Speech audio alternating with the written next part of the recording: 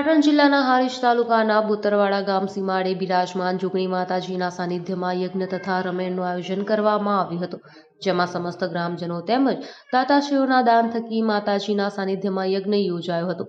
યજ્ઞમાં યજમાનોએ લાહવો લીધો હતો। સંધ્યા સમયે માતાજીનો શણગાર સજી દીવડાઓ પ્રગટાવી માતાજીની આરતી પૂજા અર્ચના કરવામાં આવી હતી અને રાત્રિ સમયે રમેણનું આયોજન કરવામાં આવ્યું હતું। રમેણમાં સંગીતના સથવારે કલાકાર વીરસિંહ કોલાએ માતાજીના ગુણગાન ગાઈ લોકોને મંત્રમુગ્ધ કર્યા હતા। માતાજીના મંદિરે મોટી સંખ્યામાં ગામ લોકોએ પ્રસાદ લઈ ધન્યતા અનુભવી હતી। બુતરવાડા ગામ સીમાડે બિરાજમાન જોગણી માતાજીના મંદિરે ગામ લોકો માટે આસ્થાનું કેન્દ્ર બન્યું।